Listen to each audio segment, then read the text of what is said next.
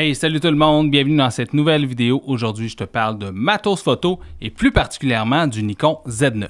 Cette vidéo, ça ne veut pas une revue technique très spécialisée sur le boîtier. Si tu veux voir toutes les caractéristiques du boîtier, je t'invite à aller sur le site directement de Nikon. Tu vas trouver toute l'information que tu as besoin là-bas.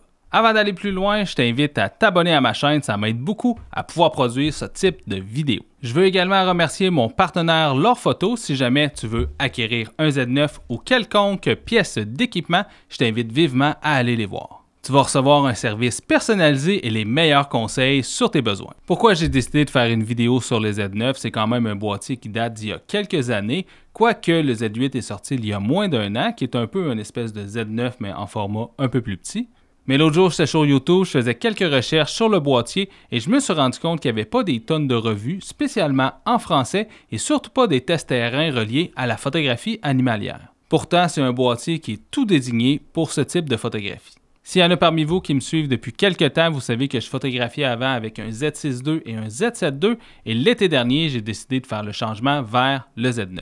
Pourquoi j'ai décidé de passer au Z9? Il y a quand même plusieurs raisons. J'ai toujours aimé photographier avec le Z6 II et le Z7 II. C'est deux très bons boîtiers, deux très belles qualités d'image, mais on ne se le cachera pas, au niveau de l'autofocus, c'était pas le top.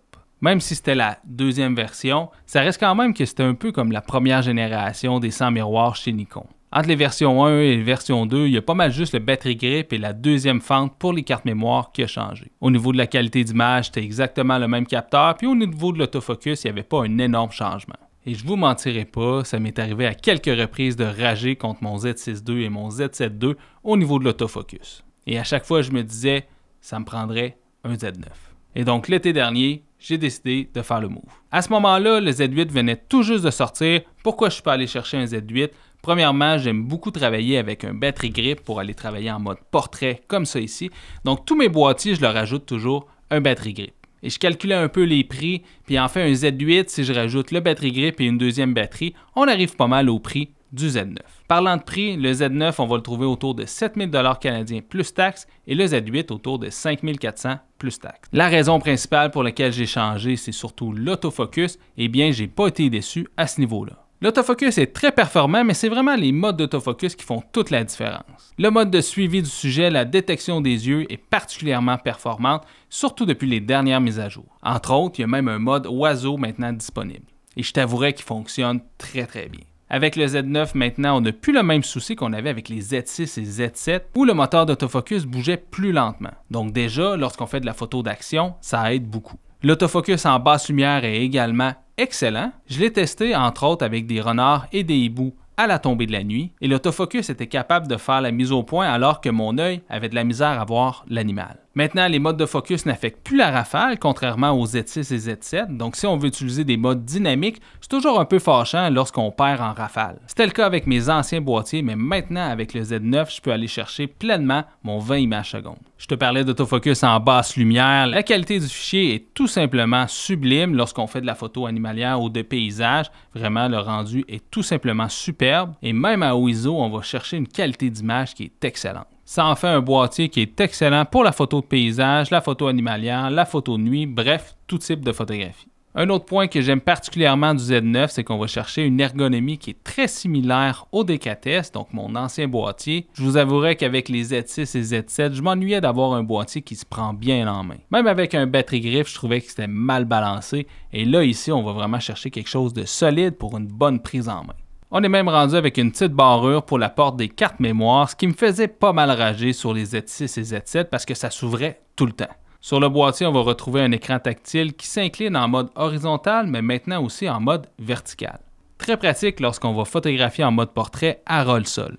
On va retrouver maintenant un seul type de carte, les CF Express, contrairement aux Z6 II et aux Z7 II, où on devait traîner à la fois des CF Express et des SD. Un des ajouts majeurs sur le boîtier, c'est que maintenant, tous les boutons sont personnalisables. Tu peux assigner n'importe quelle fonction à n'importe quel bouton. Tu peux également enlever des fonctions de certains boutons, comme par exemple le bouton qualité. Pour moi, c'est complètement inutile et même dangereux d'avoir ce bouton-là à portée de la main. Tu peux assigner même différents types de focus sur différents boutons. Donc, par exemple, sur mon bouton iPhone, j'ai maintenant la détection du sujet et sur le joystick, qui est tout juste en bas, j'ai un seul collimateur. Donc, la mise au point plus précise tout juste en dessous, et lorsque mon animal bouge, pouf, j'arrive sur la détection du sujet. Ça me permet d'être beaucoup plus efficace, beaucoup plus rapide. Je n'ai pas besoin d'appuyer sur un autre bouton et d'utiliser la molette pour interchanger entre les différents modes d'autofocus. Grâce à ça, je pense qu'il y a beaucoup de photos que j'ai réussi que j'aurais peut-être pas réussi avec mon Z6 ou mon Z7. Le mode vidéo est très développé et très performant sur le Z9.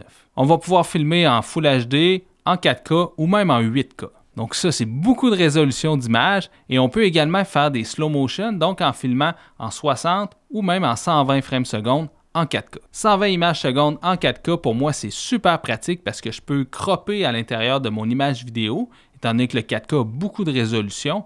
Et également, je peux faire des ralentis jusqu'à 4 fois la vitesse de la vidéo et donc avoir une belle neige qui tombe, par exemple, lorsque je filme un lynx. Les activités de vidéo font de plus en plus partie du travail du photographe, donc je trouve ça super intéressant que Nikon ait mis l'emphase un peu là-dessus. À l'intérieur du boîtier, maintenant, il n'y a plus du tout de shutter mécanique, donc uniquement le shutter électronique, et ils ont réglé complètement les soucis de rolling shutter. C'était un enjeu chez les Z6 II et Z7 II lorsqu'on utilisait le mode silencieux et maintenant on a un boîtier qui est entièrement silencieux et qui n'a plus ce problème-là. Mais tu peux quand même ajouter un petit bruit électronique lorsque tu prends des photos. Bien évidemment, il n'y a pas juste des bons côtés, c'est un boîtier qui est quand même assez gros, qui est quand même assez lourd, donc si tu as un enjeu de poids, c'est peut-être pas le meilleur boîtier à aller chercher, il faudrait peut-être aller plus vers un Z8 ou peut-être un nouveau boîtier qui va sortir sous peu. Par contre, lorsqu'on utilise un gros téléphoto comme un 400 mm ou un 120-300 mm, je trouve que ça crée une belle balance entre l'objectif et le boîtier, donc ça donne un combo qui est bien équilibré.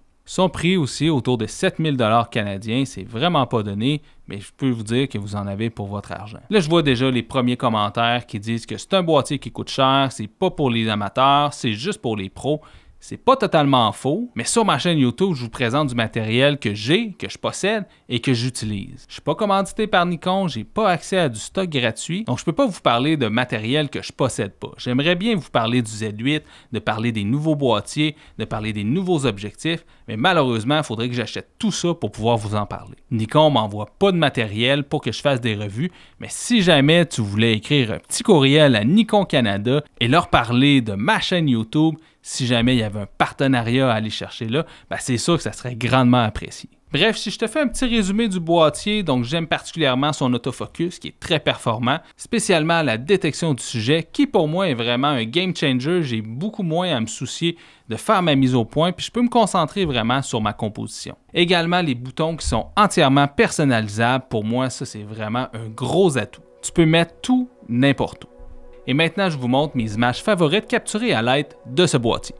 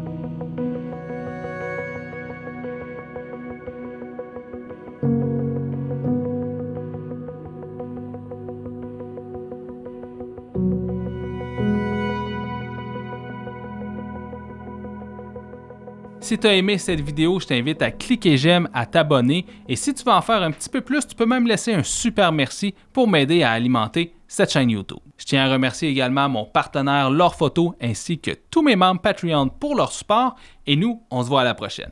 Ciao tout le monde!